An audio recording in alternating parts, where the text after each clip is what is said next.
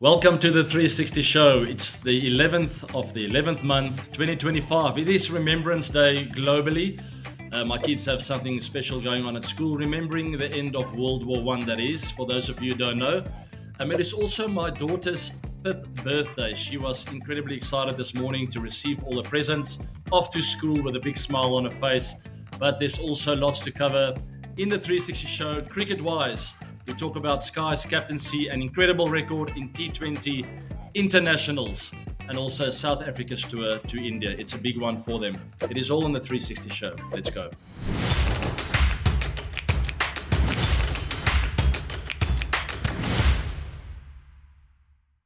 All right, let's jump straight into the cricketing news happening around the world. We will be covering 5 topics in 360 seconds. It is the 360 view. Let's do it. Boom. Here we go. Topic 1, Quinton de Kock and Luhandre Pretorius over there in Pakistan. Phenomenal record from the two of them. But there is a deeper story to this, guys. As Luhandre Pretorius idolized Quinton de Kock while growing up, he never thought he would get an opportunity to play alongside Quinny. As Quinny retired and Luhandre was coming through with a bang. So he was quite upset about that. Very sad for him. But dreams do come true. As Quinny announced that he's back from retirement, and Luhandre in peak form found himself alongside his role model opening the batting. Guys, 2 left-handers, very consistent over there in Pakistan. In a losing cause, must be added, they lost the series 2-1, but partnerships of 98, 81 and 72. Quinton de Kock obviously converting that middle one to 100. It's great to see him back in blistering form, but really good signs to come for that opening pair. Yes, both left-handers, so you might get bowling attacks coming up with game plans against them, maybe some off-spin in the first 10. But both of these are incredibly talented players. We know what Quinny can get up to. But Luhandre just looks free out there. We saw Quinny being quoted talking about Luhandre's free flow off the bat and how amazingly easy he makes it look. And it sort of reminds himself of a younger Quinny. I actually do see the resemblance there. And both of them have a really, really bright future. So onwards and upwards for those two. But for Team South Africa, obviously some work to do. Just remind yourselves, guys, it was away from home. Quite intimidating playing against those big crowds in Pakistan.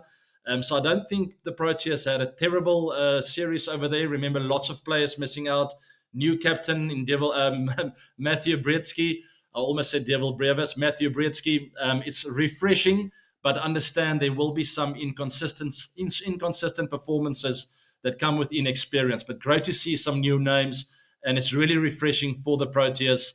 We also see very cool pictures of Quinny with Luhandre Pretorius in the green kit there, as he was idolizing Quinny growing up. Absolutely fantastic. Let's move on to Sky and Team India in T20 internationals, guys. 84.4% win ratio. That is also with 2 no results, as we saw in that Australian series now. 2 washed out games, India winning that series 2-1. Phenomenal record, and I'm not sure how they are managing to do this. I have mentioned IPL, but to have this kind of consistency at home, but also away from home for quite a long period of time now, 34 matches played with an 84.4% strike rate, winning ratio, that is, it is absolutely phenomenal.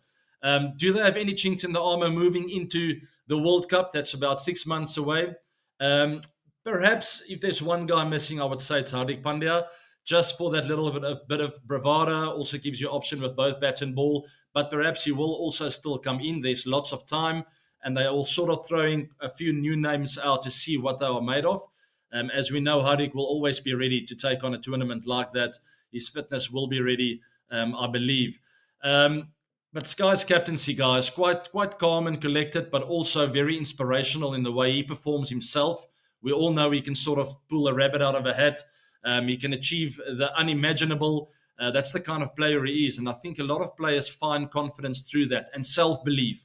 That's the big word. In T20 cricket, you need to have a lot of self-belief, not only as an individual, but as a team as well. And I think Sky brings that to the table.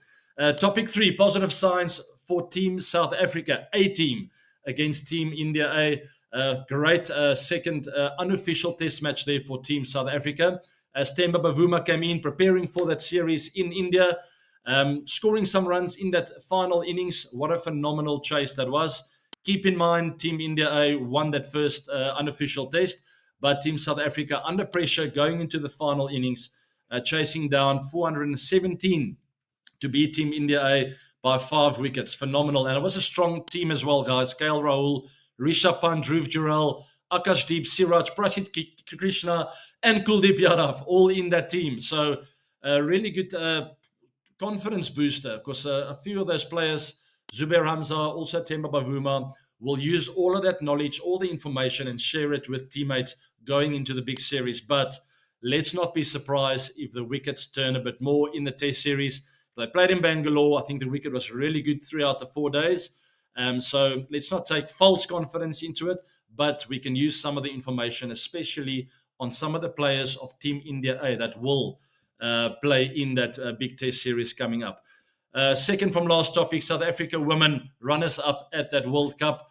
Congrats to Team India women. Great performance and a great final. Great ad for women's cricket globally. I believe I was at the edge of my seat at that time in Mozambique on a short holiday trip with some friends, and we were rooting the team on. But at the end of the day, very disappointing, obviously. But I think cricket was the winner. It was a phenomenal game of cricket. Laura Wolford, I don't have enough good things to say about her.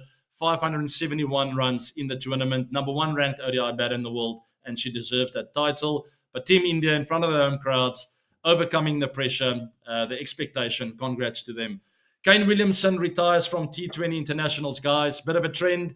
What format do you let go first when you get a bit older?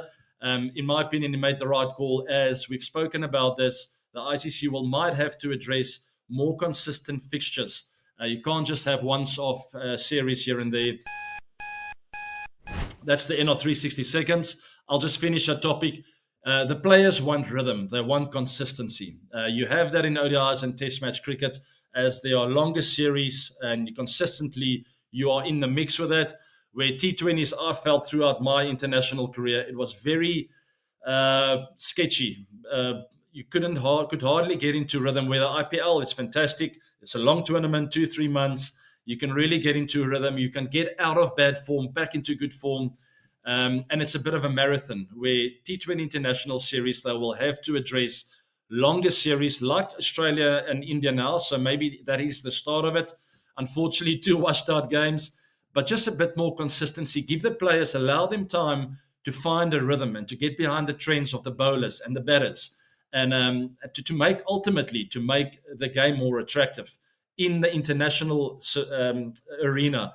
I believe that is the way forward. If you see it in franchise leagues around the world, long tournaments, a month minimum, that's for the SA20, and some of them get up to 2.5, 3 months for the IPL. There is really something nice to watch on television. You can sort of understand the mental battles the players are going through. Unfortunately, you don't get that in international T20s. It's quick in and out. Some teams only get once-off matches, and unfortunately, that is the case for now. And why some of the older players, experienced players that need to manage their workloads, decide, you know what, T20 internationals set aside for now. I'll still focus on ODIs, as there's more rhythm, also the Test matches, which is the ultimate form of the game. So no surprises there. Yes, we do have the World Cups once every 2 years, but still, you need a build-up. You need a build-up into big World Cups. I try to build it up now with Australia and India, number 1 and 2 teams in the world. But for the other sides, you need fans to get excited about form and a big build-up into a World Cup. That's my 5 cents. That's 360 view. Let's move on to AB Reacts. And it's all about the Abu Dhabi T10, something I've never played in before. A very exciting format. Not sure it's taken off globally yet, or actually it hasn't, but we know about this big tournament. Players love playing it, guys. I have a lot of friends that actually take part in this tournament, and they always come back with a smile on their faces saying, now that was fun. Only 10 overs aside. And this edition is from 18 November till the 30th at Sheikh Zayed Stadium. This year, it will also be 10 teams, guys. 5 new teams, which is quite exciting. The Ajman Titans, Vista Riders, Royal Champs, Aspen Stallions, and Quetta Cavalry. Interesting names they picked there. I must say they're quite creative with their names. But it's 10 teams this year. And which will be great. I think it's going to be a nice tournament. I'm just thinking about the format itself and how it compares to T20 cricket, right? A little bit of a different mindset, I would say, for batters. You got to be more aggressive. You only have 10 overs. And I think it's all guns blazing. What I do like about it is you really give a lot of freedom to the top three batters, where in T20 cricket, sometimes you will see them holding back a touch, playing the situation and get going again. With T10s, I think it is just guns blazing. You've got to use that new ball, use whatever fielding restrictions you have, and have a full go up front. Try and get your team ahead of the curve, and then they can settle in as they come in. But I mean, it is the fastest. Well, it's not the fastest if you look at the Hong Kong Sixes, but it is a blistering fast format. And by the way, you can watch all of the action on FanCode. So do not miss out on the Abu Dhabi T10s. Interesting format. It's different to T20s, as it's obviously faster. But what I like about it is the top three batters really get the freedom to have a full go. Not a lot of room to breathe for the bowlers, but they will just have to adapt. Moving on to Kolisi and the Springboks. Sia made his 100th Test match appearance for the Boks against France. This was last weekend. I did tweet about it, guys. Just one of the best rugby Test matches I've ever seen. Just prior to the end of the first half, South Africa got a red card. France was leading. They played at Stade de France, and obviously against the odds. Not looking good after that first half, with only 14 men against France's 15. Kolisi, the captain, in his 100th appearance, subbed himself off to get a replacement player on Andre Esterhuizen, who could be a bit of a utility player, play flanker, but also in the back line as centre. And that was the cherry on the cake, as Erasmus's decision paid off, and the Boks came out on top. And not only how, by a big margin, somehow beating the French team in the home ground. Absolutely wonderful Test match. And congrats to Kolisi, the inspirational captain that he is. He has a huge impact on the youngsters in our country, making them dream. Congrats, Sia. Last but not least of AB Reacts is the IPL transfer window, guys. There are lots of rumors. Now, on November 15th, that will be the final date for the IPL teams to announce their player retentions. That will give us a lot of information. I really want to get into a lot of names, but I will wait for the retentions to come through, and then we can really start speculating, playing around with different combinations and what some of the teams might be up to. But there are some rumors.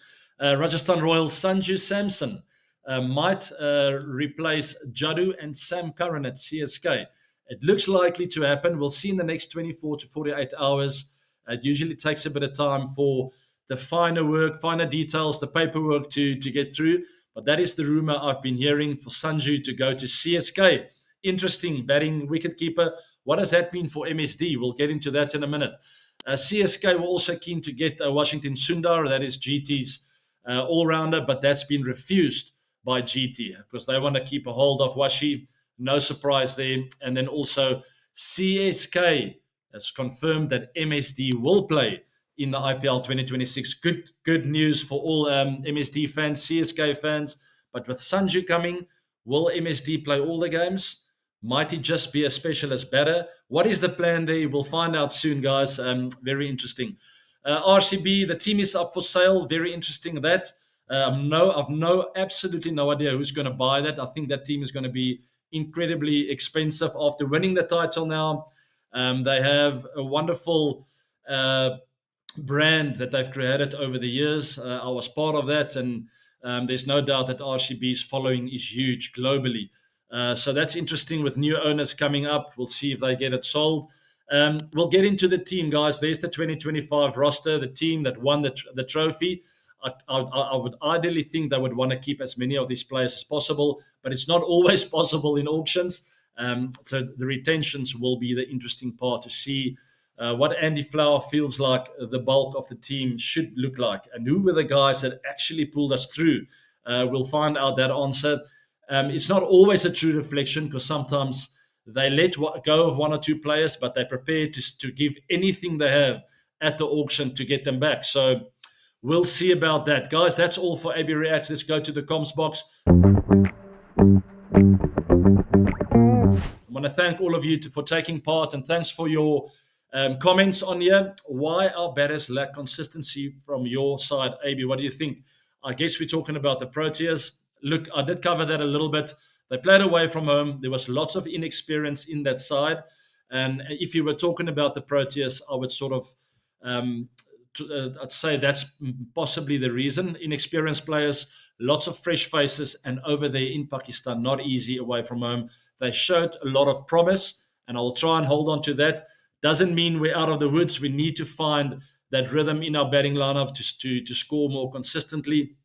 And I've no doubt they will get there. There's more than enough talent. Next one, has this year been a lucky break as Virat became an IPL trophy winner? Rohit Sharma, number one ODI batter in the world. I don't think there's any luck to that, guys. We know we're talking about two highly talented individuals, skilled players who have played for a very long time. No surprises on either end, to be honest. I told you guys RCB's squad looked ready to win the IPL. It wasn't easy, but they went on to do that. So congrats once again to Virat. Hopefully they will go back to back. And secondly, Rohit Sharma has been one of the best ODI batters for many years now. A very experienced player. It's great to see him back in the runs, and really makes me happy. If you have to select one player in the Indian T20 team who's not in the team right now, I told you guys, Hardik Pandya. Now, there might be a plan with that. Maybe it's a bit of workload management. Maybe he just doesn't make the team, and they're purely going on IPL form. I wouldn't go to a World Cup without Hardik. We saw what he did last time to Team South Africa there in the Caribbean. When it matters most, Pandya finds a way to sort of have an impact. So he will be the one player I wouldn't throw away, just keeping him in the loop. And I think that might be the plan. We'll wait and see. Surya Kumar Yadav wants to talk to you. I heard that rumor and I saw the video actually. I absolutely cannot wait to get him on the show, guys. I have a lot of questions to ask him. AB, if you're listening to this, please get in touch with me quickly because important 3-4 years for me ahead. And I'm very keen on playing ODI cricket also. Please help me. I couldn't balance between T20 and ODI, how you succeeded in ODI cricket. I think it will be good if you can help me out. Cheers. He said he's got a few questions for me as well, so I'll start preparing for that. I think his one question was, how did I jump between formats and how did I find consistent form, especially in ODIs and T20s? I'm not sure he has big hopes and dreams of playing Test cricket. I don't think he will throw it away. But those two formats, how do you consistently find form in both those formats? And I will do my homework to give Sky a good answer, but I have a lot of questions for him. So hang tight, we'll get him on the show soon. Last but not least, for the comms box, before we move to Too Cool for School, please tell us about the trip with your friends from the What a Time to Be Live reel. You saw that, it was truly cool. What an amazing spot in Mozambique. It's a place called The Sanctuary. The house is actually in the rental market, Esta Evira.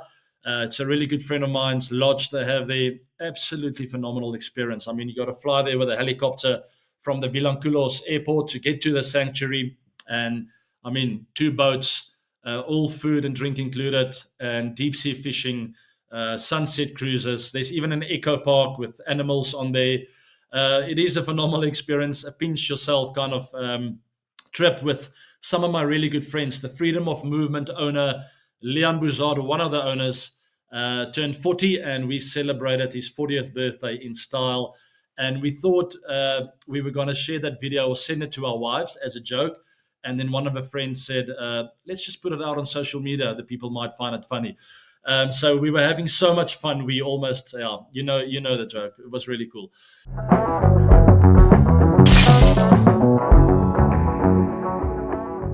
Anyway, Too Cool for School, guys. I stumbled across this clip. I mean, I was taken aback. Have a look at, we talk about weather conditions and sometimes we complain about bad weather in Port Elizabeth when it's very windy and we're outside there trying to field and it's not pleasant, or there's a bit of rain in Cape Town, or it gets very hot in Chennai or in Mumbai. Have a look at this. Alpha, I believe, nods it out. Now Cloche trying to cross. Anyone's to claim in the air. Bicycle! Oh my golazo! The most incredible goal in CPL history levels this far That is absolutely phenomenal. You can hardly see the ball. I don't even know how the guy got it in the goal. Look at those weather conditions. It doesn't look pleasant, but it helps when you're winning, right? This team was very happy with that goal. Rodriguez, it looks like. Thank goodness us cricketers don't have to play in the snow. That looks brutal. Guys, that's it for this week's 360 show. Subscribe to the channel, like this show, and I will be seeing you this coming weekend. Have a fantastic week, and lots of love to you all. Bye now. I tried. I was waiting for you. Literally every minute, I think about, when is Arya going to stop me? When is he going to stop me? When is he going to stop me?